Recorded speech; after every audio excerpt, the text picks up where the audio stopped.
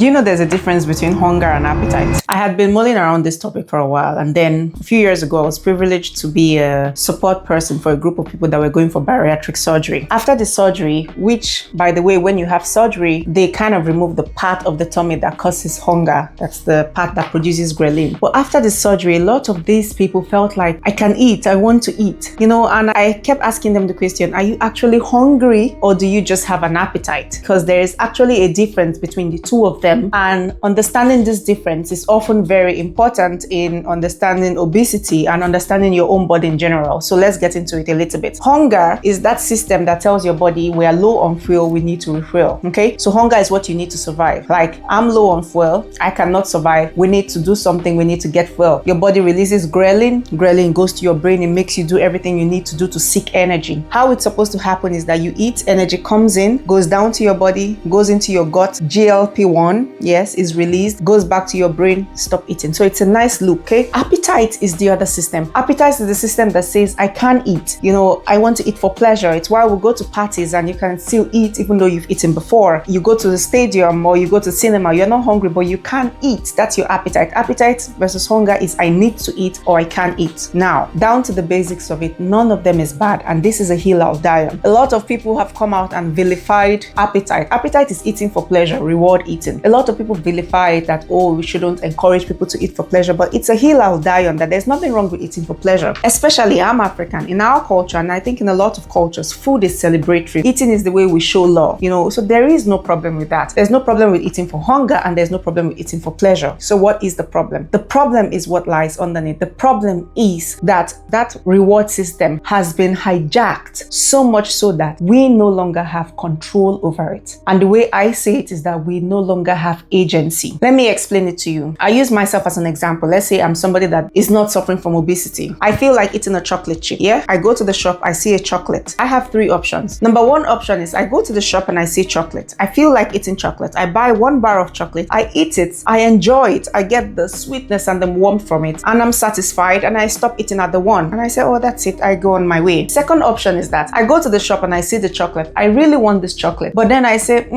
but I had food yesterday. Oh no, my tummy is a bit big. I'm trying to watch my weight. Or I say, no, I'll eat it tomorrow. And then what happens is I want it, but I'm able to decide not to have it, and I leave the shop. The third option is I go into a shop, I see a chocolate, I want it. I cannot help but want it. The wanting is overwhelming. But the problem is that I eat one, I'm not satisfied. I eat another one, I'm not satisfied. I eat the third one, I'm not satisfied. I'm almost getting angry with myself because I'm not getting satisfied, but I'm not satisfied, but I keep wanting it. Now, what is the difference between person 2 and person 3? What is that thing that makes the second person able to walk away and the third person not able to walk away? And that difference is agency, control. In medicine, we define that difference as the ability of your prefrontal cortex. Your prefrontal cortex is the part that allows you be the one to decide. So the ability of your prefrontal cortex in that moment to make a decision, that's agency. The problem with obesity and with the modern day we live in is that certain things, systems, procedures have been put in place to override your agency. Let me explain this agency situation in a way that some of us might understand better. I'm a woman. I tend to have an itchy scalp. Truly, I have an itchy scalp. Yeah. So imagine you have an itchy scalp, and then you see some of us, we go to a party, you're wearing wig, but your scalp is itchy. That's why you see a lot of black girls, especially when we're on wig, we're parting our hair. Yeah, it's itching you, but you are parting it. Because why? You have to maintain your steeze and composure, so you just keep parting it. But there will be a day that will come when that itch is so bad, so intense, that you will find a place to go to and you remove your wig and you scratch. What do you think is the difference? The difference is that on the day that itch was so bad, the need to scratch overrode your need to maintain steeze and composure. That is what it is like in somebody who is living with obesity, and this is what we talk about the food noise. The appetite, that reward system, that reward pathway has been so hijacked that you can't see beyond, I need to eat this thing, and I keep eating it and I keep eating it and I'm not satisfied. And that is what I call a loss of agency, which is why one of my theories is that obesity, amongst other things, all the other things that it is and it's not, but at the base of it, obesity is a disease that has stolen agency, the ability to decide to stop eating. In my next video, I'll try to explain to you why the decision and the behavior of stopping eating is actually not a decision that you make. It's your brain, it's your hormones, it's everything. So from this video, I just wanted you to know that there is a difference between hunger and appetite. Hunger is the need to eat. Appetite is to eat for pleasure. None of them is bad. The problem is that the world we live in today has exploited that our own very system against us, such that we have lost the power to choose for ourselves. And the understanding of this, in my opinion, is the beginning of the win against obesity. Because once you decide that obesity is a system whereby the world has found a way to use your own body against you, such that your body now overpowers your own decision making. Once you're able to understand that, the journey towards treating obesity for you starts. In other videos, I will explore how you know if it's hunger versus appetite, what you can do about it. But from this video, I just wanted you to know that there's a difference between hunger and appetite. There's nothing wrong with both of them. The problem is that agency has been taken away from you, and there is a way to get that agency back. If you don't remember anything I say, always remember this: obesity is not your fault, but your health remains your responsibility. As always, I'm Dr. Kaka. Thank you. Bye.